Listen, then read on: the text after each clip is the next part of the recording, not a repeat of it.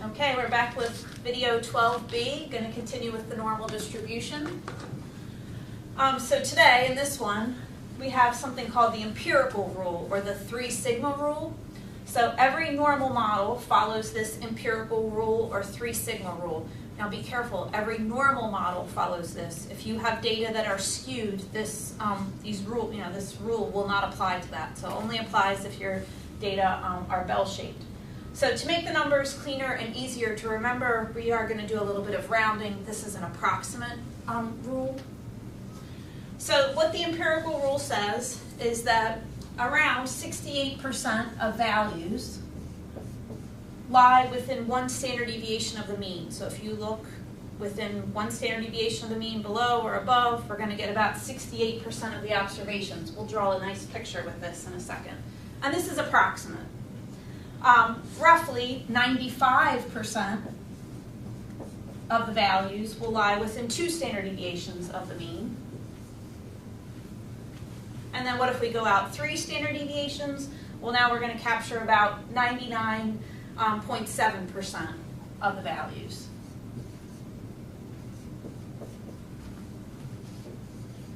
And again, these aren't exact, these are approximate.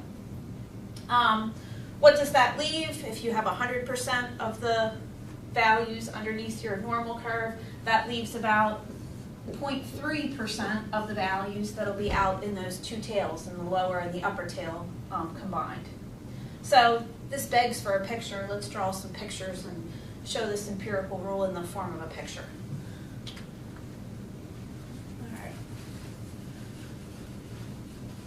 So draw a normal model labeled with the empirical rule. So draw a normal model. We need to draw a nice bell curve here. That's not bad. With that normal model, the mean will be right in the center. I'll put the mean here. First thing that empirical rule said, if you go out 1 standard deviation, within 1 standard deviation, you'll capture about 68% of the observations. So if I start at the mean, and I go up here about 1 standard deviation, and I come down here about 1 standard deviation, in between here,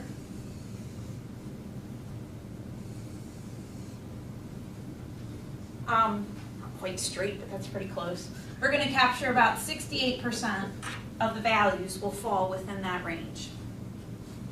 If we go out 2 standard deviations, so come up another standard deviation,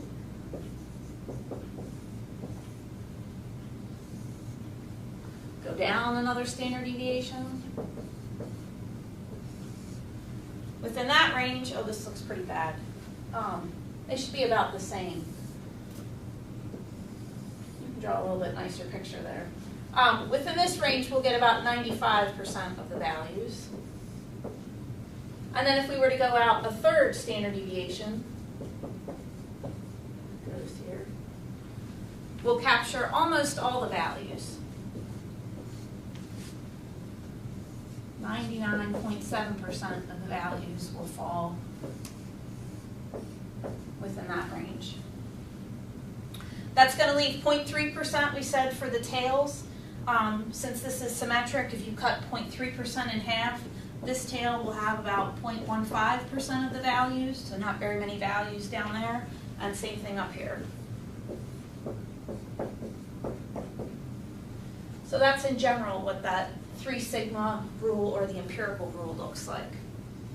All right, we're going to take this and we're going to further partition this just to give us some additional information. Start over.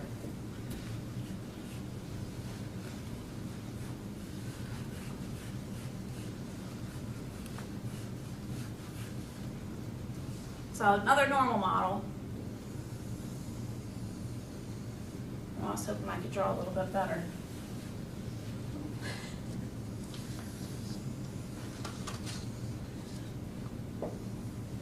And you know, none of these are really wrong. I mean, that half moon that Joe talked about in the last one, that's wrong. But depending on your mean and standard deviation, these are all going to look a little bit different anyway. What I wanted to do this time, if this is the mean, and we go out 1 standard deviation from the mean, Last time we had 68% of the values were in here. If 68% of the values in here, because this is symmetric, we could say that 34% of the values are between the mean and one standard deviation above, and the other 34% are here. And we're just going to do something similar here with each section of this. So if you went out 2 standard deviations from the mean, that's where we had approximately 95% of the values. And so if we have roughly 95% of the values here, if you take 95, get rid of the 68% that are in the middle here already, that leaves what, 27%? If we take 27% and evenly split that amongst these 2 pieces here, there's about 13.5% of the values will fall here, about 13.5% will fall here. So this is the same rule, nothing's changed. This just gives us a little more information. And we can do something similar if we go out 3 standard deviations. Again, we said 99.7% fall within 3. So if you take 99.7, get rid of the 95% that's already accounted for, that's going to leave us with, what did I say? That's going to leave us with 4.7% left for those 2 sections. If you take 4.7%, cut that in half, we'll end up with 2.35% that go here, and the other 2.35% go here. And again, those tails had about 0.15% of the values.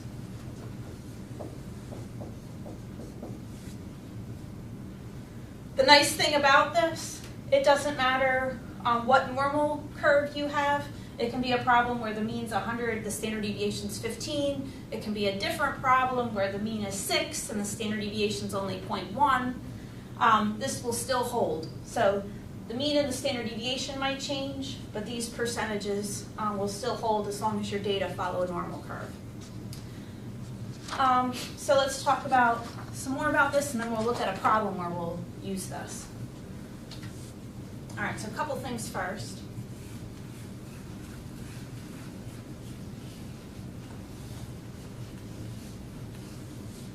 All right, back in chapter or lesson 4, we did state that values that were within 2 standard deviations of the mean, plus or minus 2 standard deviations of the mean, we did that when we talked about z-scores, were really not that unusual. So if you have a value, it's within 2 standard deviations of the mean, that's not unusual. For the normal model, that's within 2 standard deviations, that's going to correspond to the central 95% of values. Also back in lesson 4, we stated, all right, once you get to be between 2 or 3 standard deviations away from the mean, those values are getting to be unusual.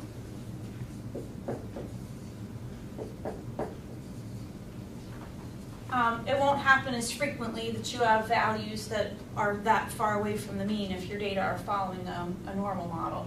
So we've stated that values that exceed 3 standard deviations, if you're more than 3 standard deviations above the mean, more than 3 standard deviations below the mean, that's pretty rare. That's not going to happen very often. And if we relate this back to the graph that we just looked at from a probability standpoint, hopefully this is pretty clear as to why we said these things. All right, so let's put this together in an example. So draw a partition normal model for IQs. Remember what this does. IQs follow a normal model. They have a mean of 100 and a standard deviation of 15. So let's draw that.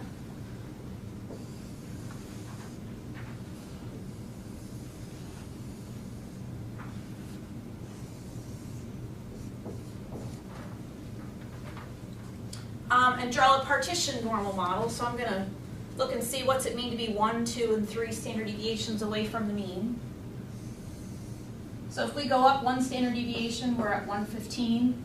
If we go up 2 standard deviations, we're at an IQ of 130. And 3 standard deviations above the mean would be an IQ score of 145. We'll do the same thing in the other direction. If I come down one standard deviation, I'm at an IQ of 85. Subtract off another 15, I'm at 70. One more, and I'm at an IQ of 55. So that's the different IQ scores. Now let's label the percentage of IQ scores that would fall within each of these ranges. Since this is within one standard deviation, we'll get about 68% that fall in here. But again, we could even say that means there's 34% within each of those ranges there. Within 2 standard deviations, we'll get about 95% of the IQs. That left over 13.5% here and 13.5% here. And then within 3 standard deviations of the mean, IQ scores between 55 and 145, we'll get about 99.7% of the values. And so that left 2.35% here and the other 2.35% here.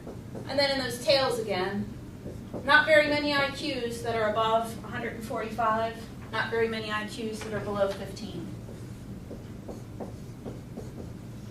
Notice if you add up all those percentages, they add up to 1 as a probability.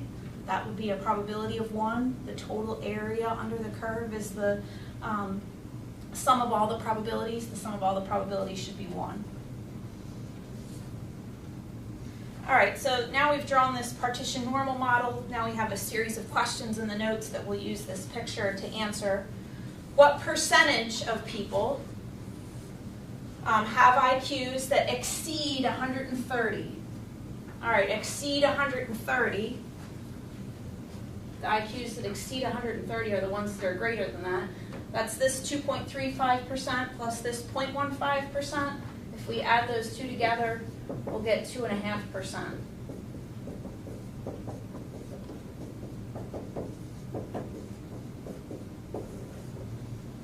So 2.5% of people have IQs that exceed 130.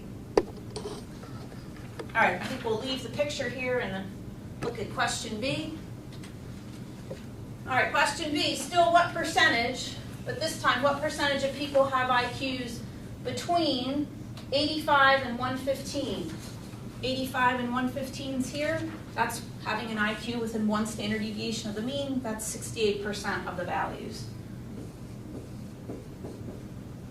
Approximately. All right, on to C. What IQ score? Okay, this is a little different. The last two were what percentage? Our answers were percentages. This time, the answer is going to be an IQ score. What IQ score represents the 16th percentile?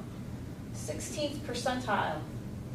For a second, think about the 50th percentile, right? The 50th percentile is right here. 50% of the values are below, 50% are above. The 16th percentile would be some value where 16% of the observations of the values are below that, and the other 84% are above. Well, look right here. If you look at 0.15%, 2.35%, we've now got, that's the 5th percentile, right? If you add on another 13.5%,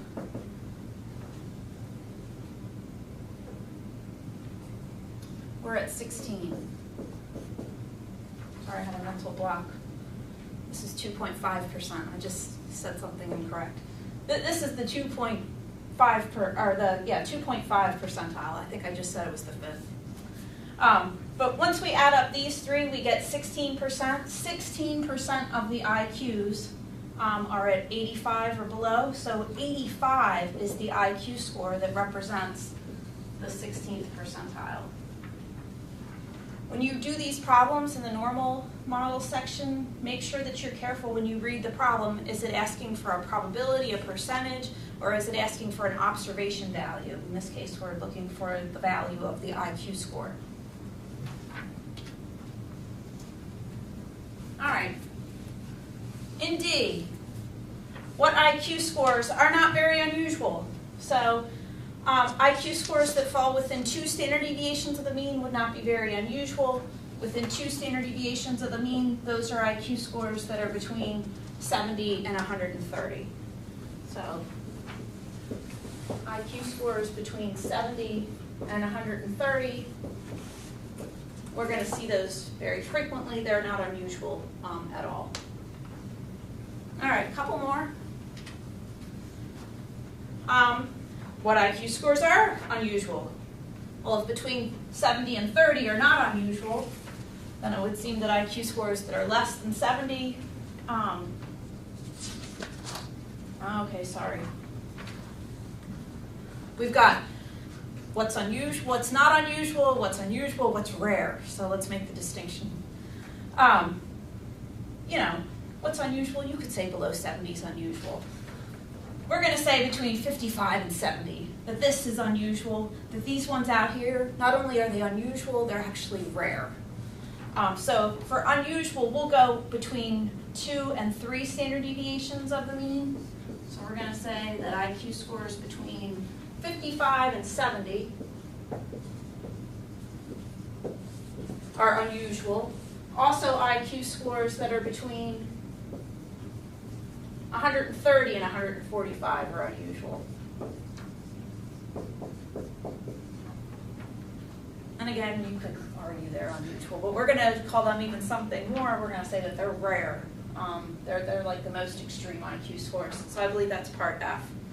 What IQ scores are rare, we're going to call the IQ scores way out here in the tails that have a very small probability of occurring as rare. So part F, I almost messed this up here. We'll say that we're rare if we're beyond 3 standard deviations. So IQ scores below 55 would be rare,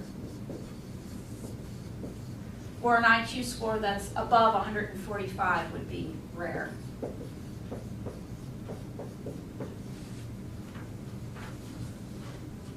So again, the point of this lesson was to use this empirical model with a variable that follows a normal distribution. We can look at what percentage of values fall within 1, 2, or 3 standard deviations of the mean. And we'll say if we're within 2 standard deviations, that's going to be pretty common.